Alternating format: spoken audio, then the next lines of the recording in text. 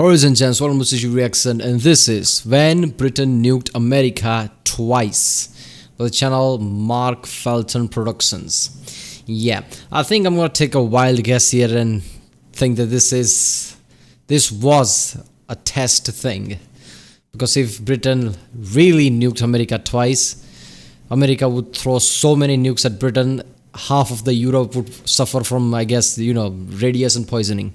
But yeah. But still, I mean, I think this is gonna be during the Cold War times. Why would they test it out right now? When Russia and US there was a high tension. So yeah, I think they did some drill or something. It's gonna be fun to see it. Remember, people, if you like my reaction, don't forget to like and subscribe. Check out the reaction. There's a link in the description. Check out the cards for the playlist. Check out the end cards, and yeah, that's what this one.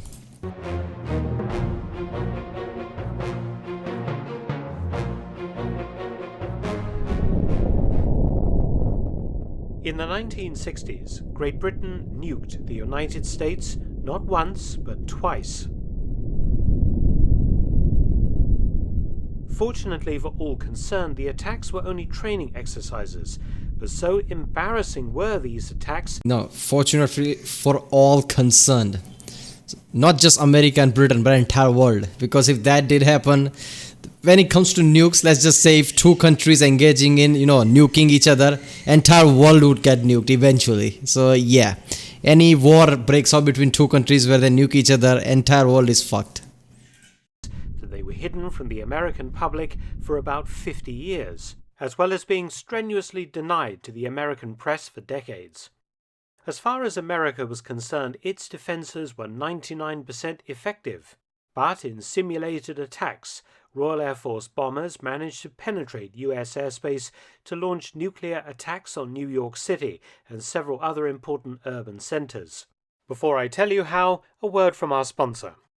This episode is brought to you by CuriosityStream, a subscription streaming service created by the founder of the Discovery Channel that offers thousands of documentaries and non-fiction titles from some of the world's best filmmakers, including exclusive originals. Like Adolf Hitler, The Itinerary, an immense study of Hitler's movements from childhood to the end of his life. I love how somebody in the comment named Winston Churchill says, "That's for dumping tea in the harbor." D-Day Hidden Traces that uses archaeology to uncover what was left behind in Normandy by Allied and Axis troops, from helmets to bunkers. Get unlimited access starting at just $2.99 a month or $19.99 a year, and for my audience, the first 30 days are completely free if you sign up at curiositystream.com/Mark Felton and use the promo code Mark Felton during the sign-up process. CuriosityStream, the best streaming service for lovers of history.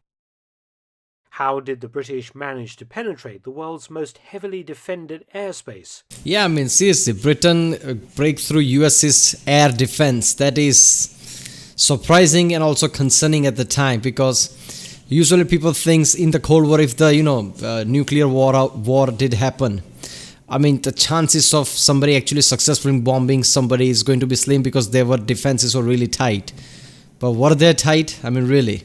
There was, the cloud formation in Russia triggered the alarm in entire Russia, like a nuke is coming from the USA. Fortunately, the guy who was in charge at the time did not retaliate, even though there was orders to, nuke America at the time, because they thought America is about to nuke them. But the guy didn't do it because he had faith that America would not do it. So yeah, that's the evidence. People fear nuclear war out, but everybody in every place is just have this inner feeling like, come on man, nobody's going to break out with the nuclear war, because both sides are going to suffer. Why would they do that? The answer is surprisingly simple and consists of two words: Avro-Vulcan.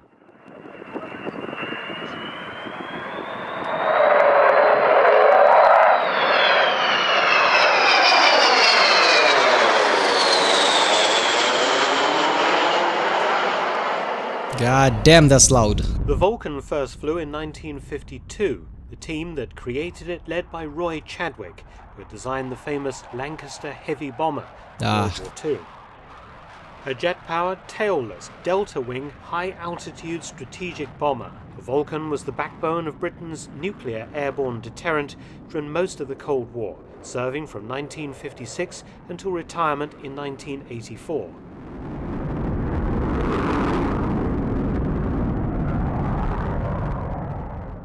This is the story of Exercise Sky Shield, when Britain nuked its closest ally, exposing how the Soviet Union could have done the same for real. In 1960, the United States decided to run the largest test of its air defenses in history.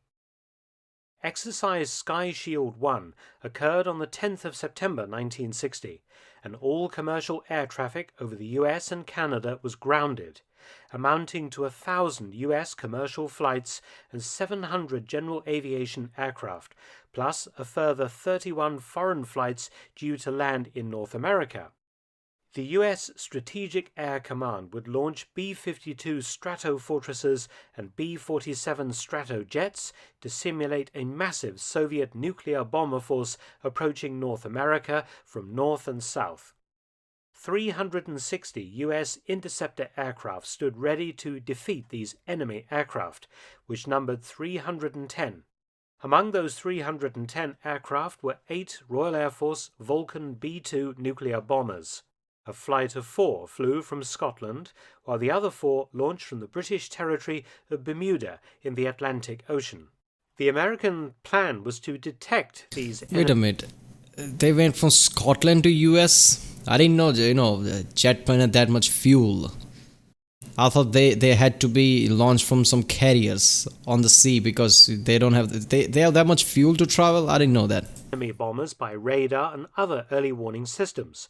Then they would be intercepted and destroyed in simulated attacks by US jet fighters and missile batteries. The attack. What would have been more fucked up if, in this simulated thing, what if they actually mistakenly fired real round and destroyed each other's planes or something? That would have caused an actual war between US and Britain just because of a mistake or two. Bombers split their attacks between high and low altitude. The defending fighters did very well against the Stratojets and Stratofortresses, intercepting many of them, but the Vulcans proved more elusive opponents. The Vulcan flew at the highest altitude of the simulated Soviet bombers, British engineering, 56,000 feet. One was successfully intercepted at this altitude over Goose Bay, Labrador, by a United States Air Force F-101 Voodoo. But the other 7 Vulcans all managed to penetrate American airspace to launch simulated bombing attacks on US cities. They then... Why do I feel like whenever a USA reached out to Britain, like, we should do this drill, this test, they just jump to the idea. Just to show them, yeah, US and Russia is going against each other, showing them who's the superpower. And Britain like, oh yeah, is that it? It's time to show you my Vulcan. I think they jumped to the idea just to show them what our Vulcans can do. Turned around and landed at Stephenville, Newfoundland.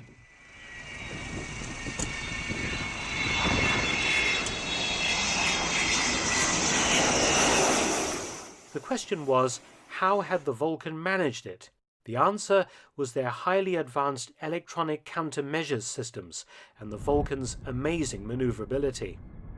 For example, the flight of 4 aircraft that approached from Bermuda were successful because 3 of them put up a wall of electronic interference that prevented interception, while the 4th Vulcan carried out a simulated nuclear strike. This was all rather embarrassing for Strategic Air Command, which quickly buried all stories about British bombers having nuked US targets and confidently assured the American public that US air defenses were, as I said, 99% effective. Nothing to see here. However, the following year, the Americans invited the RAF to take part in Exercise Sky Shield 2. Perhaps the US AF was determined to show that the Vulcan's previous success was only a fluke, a one-time only event. And Sky Shield 2, which occurred on the 14th of August 1961, was an even bigger event than the first one. It caused 2,900 US and Canadian flights to be grounded, affecting 125,000 commercial passengers. During the exercise, 125 US and British bombers would be pitted against 1,800 fighters and 250 missile sites, and over 200,000 Air Force personnel from the US and Canada. US is like, not this time. We got this.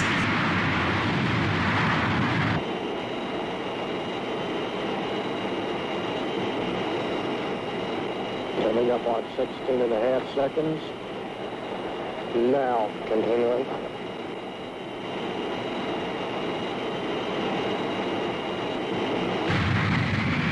Yeah, but I'm straight.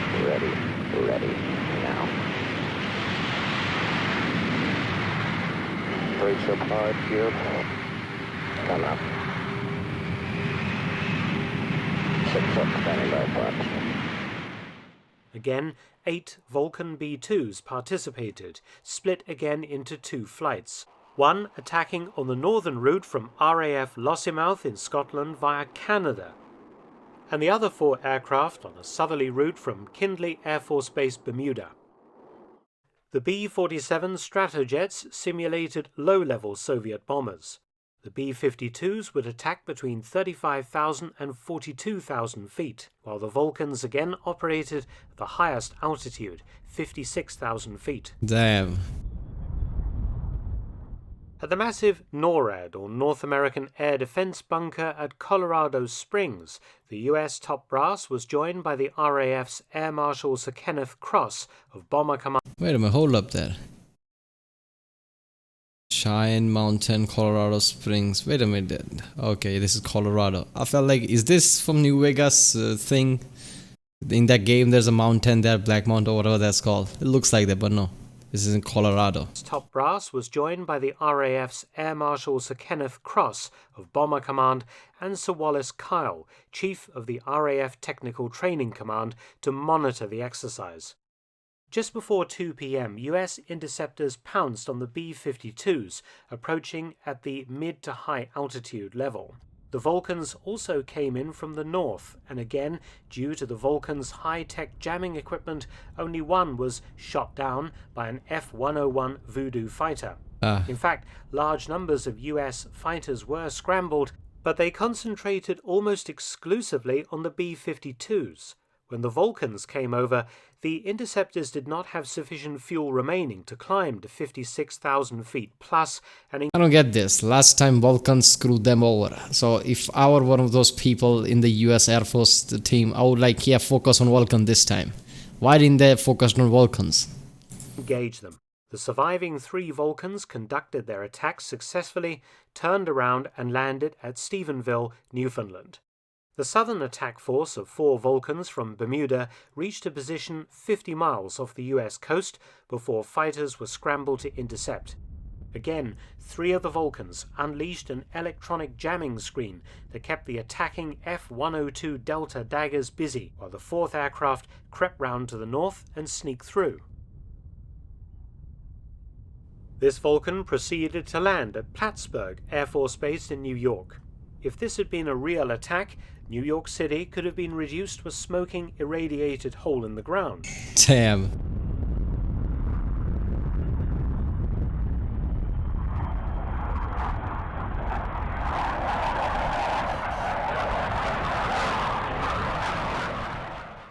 Many of the Stratojets and Stratofortresses had also managed to evade interception and launch simulated nuclear attacks. What? But not at the kind of success rate that the Vulcans enjoyed.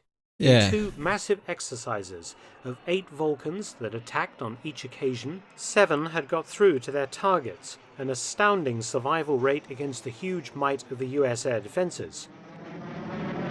That is ridiculous, man. I'm pretty sure after this, US went all ballistic and upgraded their arsenal, Air Force arsenal, to the point that nobody can touch them, since they're spending more money in their military than next 15 countries combined for decades now.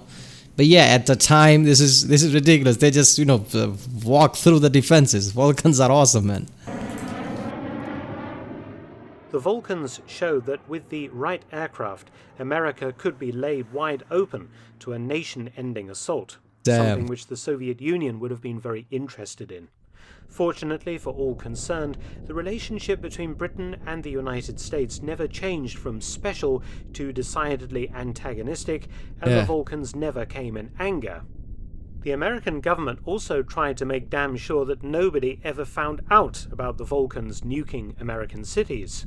The US Air Force was very quick to deny rumors that RAF planes had once again successfully penetrated US airspace.